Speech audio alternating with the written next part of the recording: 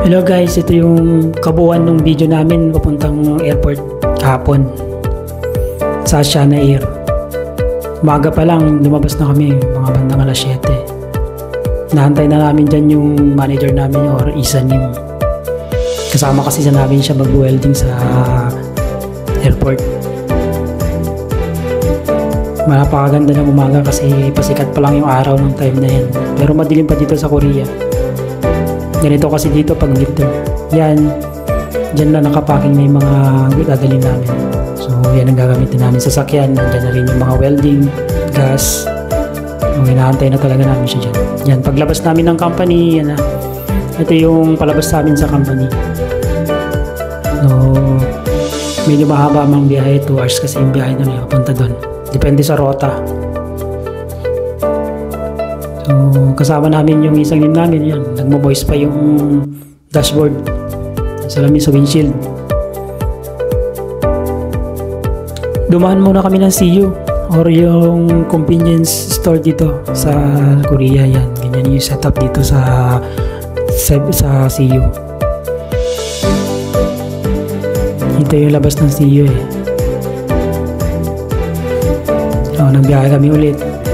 Nasa kwan na kami niyan, Guangtan. Tapos yan, pagpasok na namin dyan, yan na mismo yung expressway ng Korea.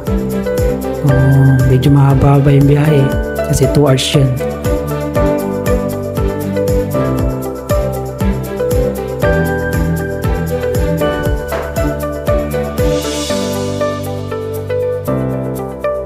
So dyan, palabas na kami ng expressway.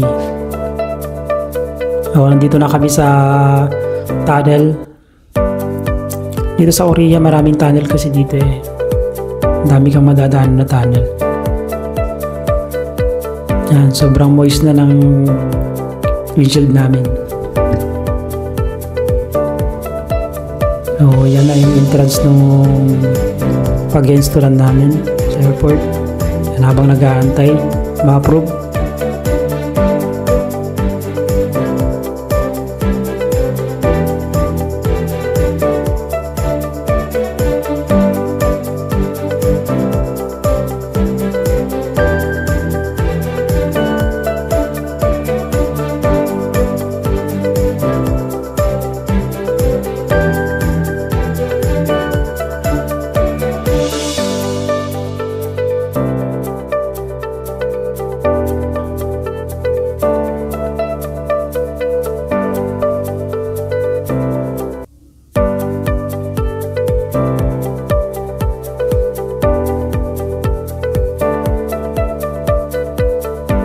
So yan, naghahantay pa rin kami ng darating na sasakyan kasi yung sasakyan dyan na late, yung magkakarga mismo ng hagdan na ibubuuin namin. Sobrang tagal namin naghahantay dyan. Yan yung kasama ko.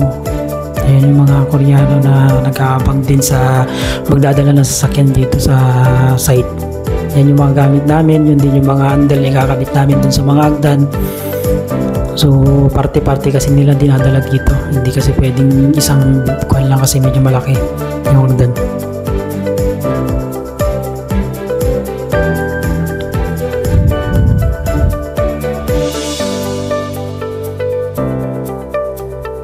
And sa wakas, dumating na din yung sasakyan dyan ng mga bandang alas 12 na.